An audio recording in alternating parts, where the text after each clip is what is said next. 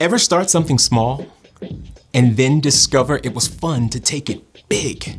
You read an awesome story and then you bring the whole thing to life for your friends and family. You bake a batch of chocolate chip cookies and they taste so good you recruit friends to put on a whole bake sale. And then you use the money you earn to buy bikes for kids who've never had one. You have fun learning a new way to paint. Then you get together with your friends and paint a whole wall. You send a note to encourage someone. I hope you have a great day. And you also work with your friends to throw an entire surprise party. God created you to do amazing things on your own, but He designed you to do even more when you work together to share His love. And then others can see God at work in all of you. That's why cooperation is a fantastic way to worship God with your life. Because worship is about more than just singing loud. It's all about living loud.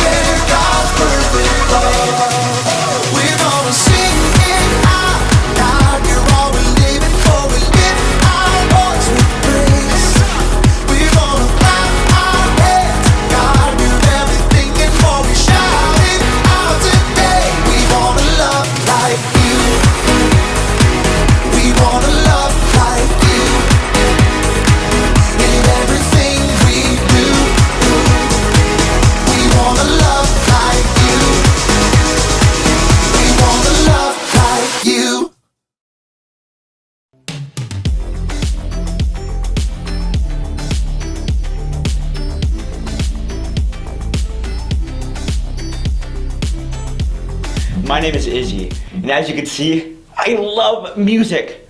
And I mean all kinds of music. Rock music, country music, hip hop. I love it all. But my favorite kind of music is the kind that involves cooperation. Cooperation is working together to do more than you can do alone. Take an orchestra, for example. It takes all kinds of cooperation for an orchestra to come together. They've got strings, woodwinds, brass, and of course, percussion.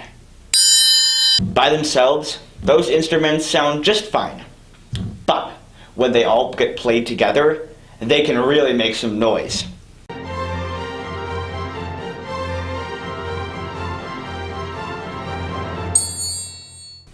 And music isn't the only place where cooperation makes a difference. Cooperation shows up at sports, at school, at home, and, as you will see in today's story, in tent building. Really, really, really big tent building. See you soon! The Bible. It's 66 books of history, stories, letters, and poetry that fit together to form God's one big story. The epic adventure of how He created us and loves us so much that He made a way to rescue us. As we travel through the Bible, from Genesis to Revelation, we discover people who met God and found their lives changed forever. Now, for an amazing story, inspired by the book of Exodus. Though the Israelites had been slaves in Egypt for hundreds of years, God had led them to freedom in the desert, and now they had to build new lives in a new place, where God could live among them. So God called out to their leader, Moses. Come up to me on the mountain. A thick cloud covered the mountain as God spoke. Tell the Israelites, you have seen for yourselves how I carried you on the wings of eagles and brought you to myself. Now obey me completely. If you do, then out of all the nations, you will be my special treasure. God gave Moses many rules and laws that would help keep the people safe. But God gave the most detailed instructions for something very, very special. Have them make a sacred tent for me. I will live among them. Make the holy tent and everything that belongs to it exactly like the pattern I will show you. Okay, ready, taking notes. Make 10 curtains out of finely twisted linen with blue, purple, and bright red yarn. Sew cherubim into the pattern. The curtains must be 42 feet long and 6 feet wide. Make loops out of blue strips. His head must have been at spinning as God gave him very complicated blueprint for a beautiful tent, for all the things that would go inside the tent, and for the elaborate robes the priests would wear. Curtains, lampstands, bowls, altars, incense, robes. God, I don't even know where to start. God knew Moses couldn't take on the huge job alone. In fact, God already had it covered. Phew!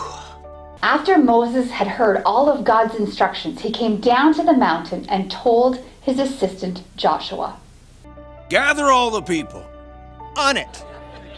God is going to make a home right here among us. We'll build an epic, amazing, ginormous tent for God. Who wants to volunteer? Maybe you should be a little more specific.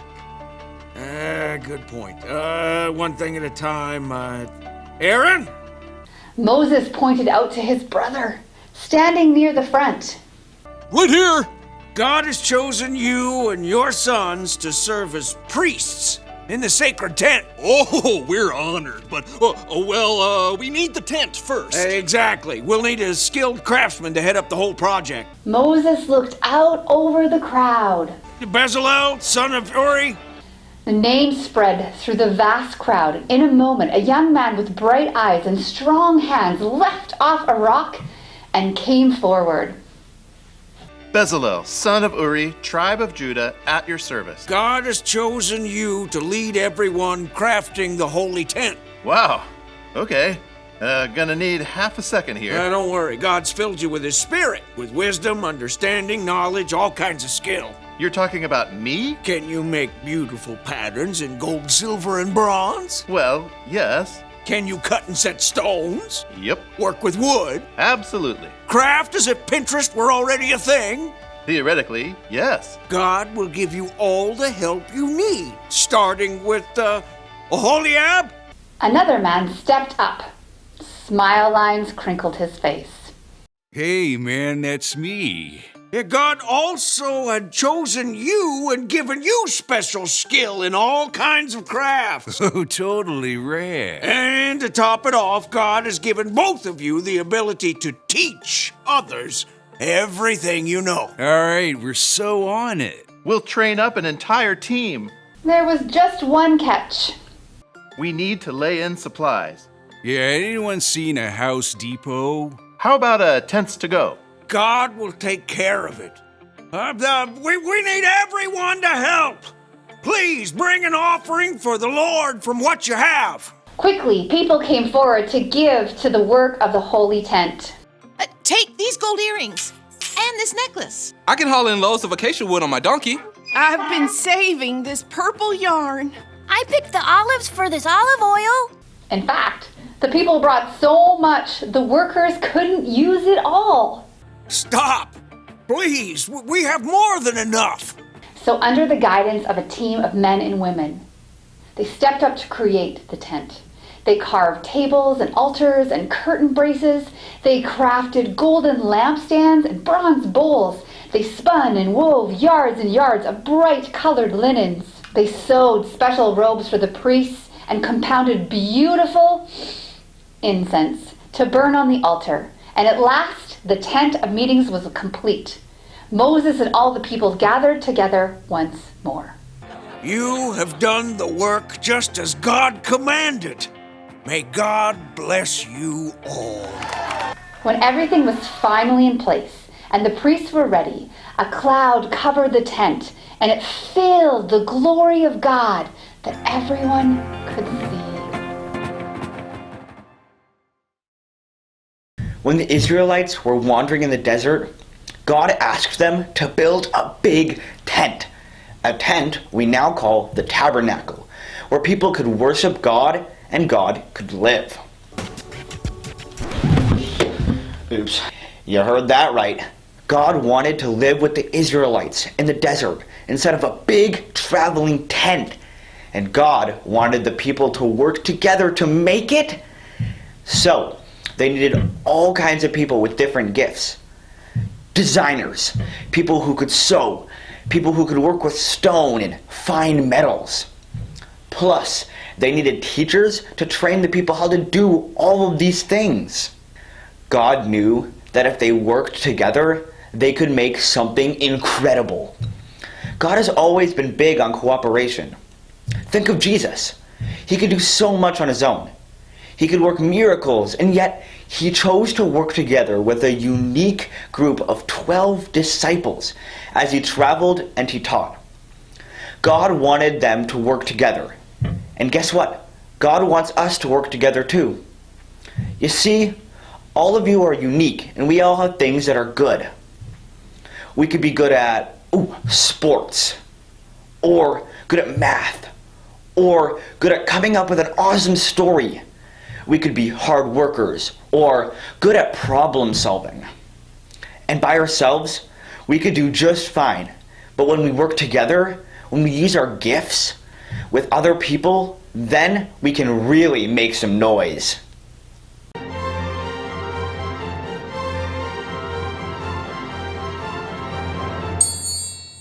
So, here's one thing to remember today.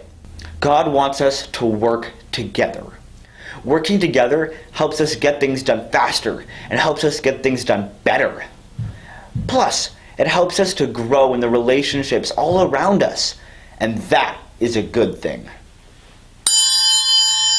I thought we needed a big finish. I'll see you next time.